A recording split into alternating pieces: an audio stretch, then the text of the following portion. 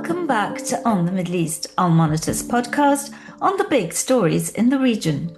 My name is Amran Zaman, and today we'll be talking about the potential effects of the peace deal signed this week between Iran and the Trump administration on the Iranian Kurds. When that war started on February 28th, President Donald Trump said he wanted Iran's Kurds to help the United States overthrow Iran's clerical regime. There were widespread reports at that time that the CIA had provided arms to Iranian Kurdish opposition groups based in Iraqi Kurdistan. Trump promptly abandoned those plans, though, under pressure from Turkey, among other actors. Today, he accuses the Kurds of keeping weapons that were supposedly destined for Iranian protesters. The Kurds deny those claims. With me to discuss all these questions is Wladimir van Wilgenburg, an Erbil-based analyst of Kurdish affairs who has written several books about the Kurds of Syria and is widely acknowledged as a top expert on Kurds across the region. So welcome to our program, Wladimir. Thank you for the invitation. So this is a very, very interesting time. We just had an agreement signed between Iran and the United States, and we really don't understand how it's all going to work. But what we do know that when this all started on February 28th, the Kurds were sort of thrust into a very central role of being one of the pillars of an insurgency against the Iranian regime that would lead to their overthrow, and one that would be supported by the United States in particular. And so where does all of this leave the Kurds of Iran, this agreement that was just reached? Have they been thrown under the bus again? Well, as you mentioned in the beginning of the war, there were a lot of these media reports in CNN and Axios and Fox News. They were even saying like, oh, the Kurds, or actually were saying first the Iraqi Kurds are crossing the border, which surprised the Iraqi Kurds. But anyway, there were reports about Iranian Kurds that they were basically going to cross the border and throw out the regime from Western Iran or Iranian Kurdistan. And now that has not happened. And today we saw there was a meeting in Slemani. The Iraqi National Security Advisor was in Slemani meeting with Kurdish officials about the implementation of the 2023 March agreement between Baghdad and Tehran, which is aimed at disarming these parties. So we saw that during the war that these parties were not really disarmed. I mean, they still have people with guns. And I mean, there were a lot of interviews with these Iranian Kurdish parties. So we see probably what we're going to see is that, as you mentioned, that they're probably going to be thrown under the bus. And there's going to be much more pressure on them to disarm or to relocate. Or, for instance, we saw also what happened, for instance, with Mujahideen Khalq in the past in Iraq, that they were forced to move to Europe. I don't think that's going to happen with the Iranian Kurdish parties. But there's probably going to be more pressure on them from Iran. And we also saw that even after the agreement was supposedly digitally signed, that there were some reports of continued attacks on Iranian Kurdish parties. Yes, indeed. In fact, even after the ceasefire that was reached back in April, those attacks against Iranian Kurdish groups in Iraqi Kurdistan did not cease. The pressure is very much still there on them, and now obviously on the Iraqi Kurdish leadership to disarm them completely. So going forward, what kind of strategy do they have in mind? But, before you answer that question, perhaps we should look at what their status is in terms of this umbrella group that they formed. They had created this sort of alliance, right? The diverse Kurdish groups with a view towards working together to overthrow the regime. Do you think that alliance can hold? And going forward, what will be their strategy? Well, as you mentioned, there's this alliance between these Iranian Kurdish parties, which actually was formed before the war. And it has like different Kurdish parties with different views. For instance, you have PJAK, which is affiliated or aligned to the PKK. And then you have this other Iranian Kurdish group, like for instance, Komala, you have PAK, and you have PDKI. So you have a lot of acronyms again, which is difficult to understand for someone who doesn't follow Kurdish politics. But basically, they have different ideologies and different alignments. I think the Komala parties are mostly in the Slemani province. And then you have the PDKI, which is more spread over both KDP and PUK areas, so both in the Erbil province and the Slemani province. And then you have the Pejak, which is basically in Halabja province, in Penjwin and in Kandil, in the same areas that the PKK is. And then you have also a smaller Kurdish party called Chabad, which is mostly in Erbil. And then you have PAK, which is mostly spread over Erbil province. So all these Iranian Kurdish parties, they have their camps. And a lot of these Iranian Kurdish bases, they were targeted by Iran constantly. And as you mentioned, during the ceasefire, I think almost around 4 to 5 people from these Iranian Kurdish parties, they were killed by drones. And as you mentioned, like it's very difficult for this alliance to hold because they have a lot of political differences, especially between Pejak and the other Kurdish parties.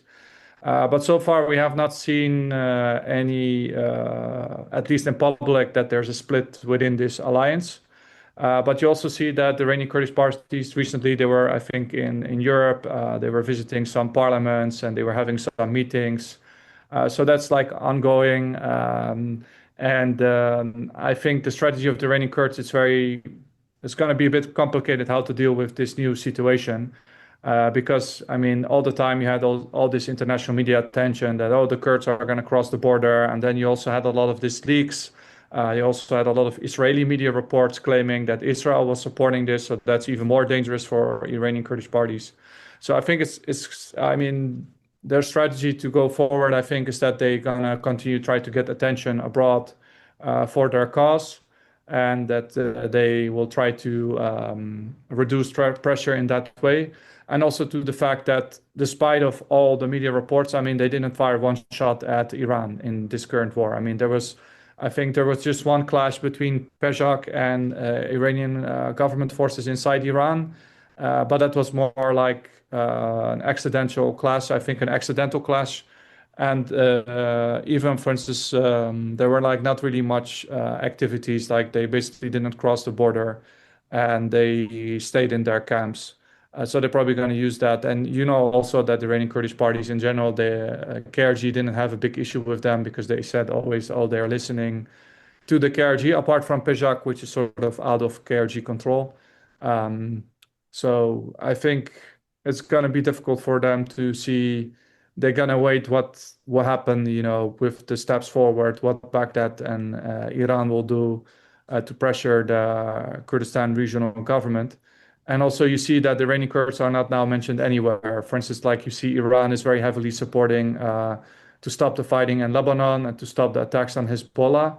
But you don't see now US or Israel talking much about to protecting the Iranian Kurds. Basically, the media reports that we see now, it's mostly that, oh, we had this plan to support Iranian Kurds and it didn't work because of Turkey. But we don't see any reports that saying there's any form of pressure or something to stop potential Iranian attacks on Iranian Kurdish parties. Well, let's talk a little more about Pejak because, as you mentioned, it is the one group that's the least influenced by the KRG authorities. It also is the most organized group, the best armed group, and that's seen combat because, as we all know, Pejak is very closely linked to the Kurdistan Workers' Party, the PKK. And in fact, there's a lot of interoperability and fluidity between these two groups where you have a fighter fighting for the PKK one day, for the SDF in Syria the other, and then going back to be Pejak the next. So how closely aligned would you say Pejak is with PKK Central? And if we assume that the answer is very closely aligned, then what do you think the PKK is telling them to do at a time when the PKK is in negotiations with Turkey to make some kind of a peace deal, and knowing that Turkey would be fiercely opposed to any kind of Kurdish insurgency inside Iran because of the potential spillover effects? Yeah. I think I think PJAK is actually one of the newer Iranian Kurdish parties. Like the other Iranian Kurdish parties are much older than them actually. So I'm not sure if they are the most organized, but they have the most combat experience on the ground because they were basically fighting, like the Turkish state. They were fighting also in Syria. You had a lot of Iranian Kurds with the SDF. Maybe it's not in the thousands, but there were a number of them, and also some reports that some of them they have basically returned to Peshawar from the SDF side. They were talking about maybe 100 or more. So I think for Peshawar, their fate is more related to what the peace process is going, what is going to happen with the peace process, and they're more dependent on what the PKK, because the PKK will not sacrifice the peace process for Peshawar or for SDF. I mean, the most important thing for them now is currently to make a deal with Turkey and to get like a release of Abdullah Öcalan. So I think in that case, also Iran is quite nervous about the peace process because they are like, okay, maybe if Turkey has a peace process with PKK, maybe then Peshawar will be used against us. And we saw that before all this fighting in July in the last year in the summer, there was this alleged drone strike on Peshawar, which the Peshawar responded to very heavily. They killed Iranian border guards, but then later Peshawar said it was not a drone strike, but like a collaborator that put an explosive and killed one Peshawar member. So in general, you also saw that Turkey, before the war, they gave information to Iran that Peshawar fighters were crossing the border. So Turkey is also seems to trying to take away concerns of Iran by basically giving and sharing information with Iran. So I think the difference is with Peshawar is that it's more linked to the fate of the PKK, while the Iranian Kurdish parties, they are standing by themselves. They are not linked to any other Kurdish parties. The only thing is that the other Iranian Kurdish parties have that they are based on territory controlled by either the KDP or the PUK, and the PKK and the Peshawar, they don't have that. They have basically their sort of de facto autonomous zone in Iraqi Kurdistan still. For instance, they are like in Halabja province near Pensuin. They are like in Kandil. And also we saw that even there was this reports that thousands of Peshawar fighters were crossing into Marivan, which was not true. But Peshawar, they do have fighters on the ground inside Marivan, which is across the border of Pensuin. So I think that's the biggest difference with other Iranian Kurdish parties, that their fate is more linked to what PKK will decide with the peace process, and do they want to create more troubles for themselves by, for instance. But I think now with also there's a peace deal between the US and Iran. So I think it's very unlikely that Peshawar now is going to start attacking the Iranian regime by themselves or something like that. So I think they will probably go back to the ceasefire. There was a ceasefire between Peshawar and Iran, I think in 2010 or 11, and they're probably going to abide by that. I don't think they're going to be a big difference. And it's going to be a very big question what's going to happen with them, because if the peace process succeeds, which Turkey doesn't call a peace process, by the way, then the question will be, will they disarm? Because we had all these discussions in the beginning that there was this call by Öcalan, by all the affiliates to disarm. And then some people said, no, he didn't mean that. SDF is not part of it. Peshawar is not part of it. So we have to see also how that works. But in general, that process in Turkey, as you know better than me, much better than me, is that it's going super slow. So we don't know how many years that's gonna take. So, but Well, I think that's the difference. Yeah. there are a lot of big question marks, and as you were mentioning earlier on about the ability of these groups to withstand so many pressures coming from so many different sides. A lot of anger, of course, against Öcalan and the PKK and the SDF among ordinary Kurds who think they sort of betrayed their cause by cutting deals with Turkey and with Damascus. So it seems like this isn't the best time for Kurds in general, but then you have to look at history, at the broader picture, and I would argue, and you're the big expert here, that in fact, the Kurds are doing not so badly after all, compared to how they were doing, a few decades ago. You have Iraqi Kurdistan, which is a constitutionally recognized federal entity, right? In Yes. in Syria, the president sits down with a Kurd, with the SDF commander, and talks about Kurds. And, even though there's nothing that concrete yet before us, at least it's being discussed, which, was unimaginable. And in Turkey, the same, where the government is talking to Abdullah Öcalan, the PKK leader, who for decades was dismissed as a terrorist, baby killer, etc., and who's now being vaunted in the Turkish parliament by the nationalist leader of all people, Devlet Bahçeli. So looking ahead at Iran, I think I don't know. I'm guessing you'd agree it's too early to draw any conclusions about what's going to happen because we don't know really what's going to happen in Iran itself, right? Yeah, and also there was not like so much information coming out of Iran itself because the internet was blocked for so many days, and also any reporter that was going to Tehran, they needed some form of approval from the ministry, from the Iranian government to operate there with like a government appointed fixer. So there was not like a lot of, we also don't know what was going on in Iranian Kurdish areas. I mean, there were some people reporting about it, that there was like a lot of economic difficulties and a lot of military mobilization. Even there were also some reports actually suggesting that actually the Iranian regime, they actually withdrew to a certain line in Iranian Kurdish areas, that they actually withdraw to a certain defensive line because they were potentially afraid of an incursion by these Iranian Kurdish groups backed by US and Israeli air support. But that didn't happen in the end. And there were actually also like a disappointment among some Iranian Kurds that you had this issue that there were Iranian Kurds actually expecting, okay, something is now going to happen. We were exiled since the Islamic, well, if you can call it the Islamic Revolution, the revolution in 1979, when they were exiled in, I think, around 1982. When they were basically expelled and they were based in these camps in Iraqi Kurdistan. So there was also sort of a disappointment that nothing happened and that the Iranian Kurdish parties, they didn't move in. But of course, if they would move in without US or Israeli support, then they're probably going to be slaughtered. So that was also not very easily. But there were also some people saying that the regime was so weak at the time that even Iranian Kurds could have done something, the Iranian Kurdish parties. But we don't know. And as you mentioned, we don't know what's going to happen in Iran. Maybe there will be protests again in the future. And will this deal between the US and Iran, will it be really implemented? And I think for the Iranian government, the most important thing is the economic side. If, for instance, the Trump administration allows them to have those frozen funds back, they can help it to restore the economy. So I think for the Iranian government will be the most important goal to restore the economy and try to get the oil being sold again on the market. Because if they don't do that, then the economy stays very bad. Then they have the risk again of renewed protests.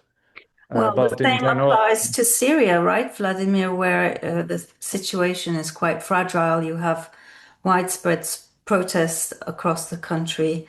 So none of these countries, as you say, are stable. And that always leaves a door open for the Kurds in some way or the other. yeah, yeah, exactly. I mean, in Syria, you have the same that you had like some unrest, for instance, in Deir ez-Zor and in Damascus, there are some people unhappy with the way things are going. And of course, you have the tensions between Kurds and Arabs. But Iran, of course, is much different because it's such a big country and it's like so huge geography. And I mean, Tehran is like a city with millions of people living there. So it's not like it's like a complicated place. And also there are so many minorities in Iran also. I mean, like people talk about the Persian Iran, but in general, you have so many minorities that almost 40% is different minorities, Azeris, Baluch, Kurds, and others. But of course, some of them, they are more integrated with the system than others. I would argue that Azeris, with their religious background, they're actually more part of the system than, for instance, Baluch or Kurds who are Sunnis, while the Azeris are Shia. But I think also it's an important difference between Syria and Iran is that when you had the insurgency against the Assad regime, is that a lot of countries around Syria, they supported the insurgency. But in Iran, you don't see that. Actually, everybody's afraid to do anything because if you do something, then will be a load of ballistic missiles and drones raining on you. So Iran is very different that most of these neighboring countries of Iran, they are not willing to support anything against Iran. Maybe Azerbaijan, but even Azerbaijan, they denied that something was done by Israel against Iran from there, and they sent humanitarian aid. And then the Iraqi Kurds, they are like very difficult position because they're just an autonomous area and they don't want to threaten the constitutionally recognized status they have. They don't want to sacrifice it um, for an unclear project by the US and Israel because it was very unclear what actually the end goal was. I mean, it was not like George Bush saying, okay, we're going to get rid of Saddam and that's the end goal. There was not a clear end goal. Sometimes Trump was saying, we're going to help the protesters. And the other day he was saying, no, we're not interested in regime change. We just want to have a deal and we want to remove the nuclear program and the enrichment. So I think that was also very different from the past, you know. So it reminded me actually more of George Bush Sr. when he called on the Shia and the Kurds to rise up in the 90s in Iraq. And then in the end, nothing happened, you know. Well, I mean, one thing we see obviously is that these borders that were drawn up after the collapse of the Ottoman Empire have proven quite resilient in some ways, while the systems themselves have become more accommodating of minorities. The borders seem quite hard. But I'm glad you mentioned Azerbaijan because the other thing is that the Kurds and the Azeri minority kind of overlap in parts of Iran. And there's been speculation that going forward, you could see a confrontation between those two groups if, you know, the central authority collapsed and both started claiming territorial autonomy in those areas. So it's a very, as you say, complex situation. And I can't think of anyone better than you to address it since you're such an expert. You speak Kurmanji, you speak Sorani, you speak Farsi, you read and write in all of these languages, and you've lived in the region for so long and written two terrific books. And yeah, well, let's hope the executions stop in Iran at least. Lots of Kurds getting killed, right, Wladimir? Yeah, I mean, I don't speak Farsi, by the way, but I speak Kurmanji and Sorani. But as You'll you have to mentioned, like learn now because I said you yeah, speak it. You'll have to learn. It won't be too hard yeah, for you. yeah. But basically, as you mentioned, there was a lot of increase in executions, especially from people that joined those protests against the Iranian government in January. You saw like there was this pro-monarchist protest in January where a lot of civilians got killed by the Iranian government. Um, and we see now that there's like continuously people getting arrested and facing execution charges. And also to the fact that, you know, you saw, as what you mentioned, this a lot of people get executed based on, oh, they have ties to Israel or the US. So that's actually quite big danger. And you saw also that Trump in the beginning was talking like, oh, I prevented this execution from this Iranian person that was on the execution list. But I think if this deal is like agreed upon and focus starting to shift to other countries again, and maybe Trump is going to do something in Cuba or something else in South America, then probably like he's going to forget about Iranians that can face executions. So I think they're like the civilians that will face a big risk. And we already saw, for instance, there were two Kurds killed in by the Revolutionary Guard. They were basically hunting them, and they were killed in a safe house. So you see already like more reporting on that there's more executions, and you have a lot of Iranian Kurdish professional organizations, human rights organizations that focus on this kind of issues. You have Hengao, you have Hanna, you have some others that focus specifically on these cases. So I think the media of the Iranian Kurds is not very much developed as in from other Kurdish parties. They have some media, but it's not as strong as the other media. I think the media in Iraqi Kurdistan is probably the strongest. But the human rights organizations, they have very professional and they have daily updates in English. So they're quite professional, actually, much more professional than human rights organizations from other Kurds in other countries, I think. I think they're much better, for instance, than what you saw in Syria or in Turkey even, or in Iraqi Kurdistan. Some of the work they're doing on documenting human rights violations, not even only on Kurds, but also on other Well, they're people. European based, a lot of them, so they have a lot of, you know, training, Western Yeah. experience and probably greater rigor in their reporting. Well, I know that you're not going to take your eyes off Iranian Kurdistan, and I look forward to reading more from you on that subject. And the rest of Kurdistan. Thank you so much for joining us here today, Wladimir. You're welcome, and thank you so much for this invitation. I really enjoyed it. Thank you. And this brings us to the end of our conversation. Thanks for tuning in, and for more in-depth analysis on the Kurds and Iran, go to our website www.al-monitor.com. Goodbye.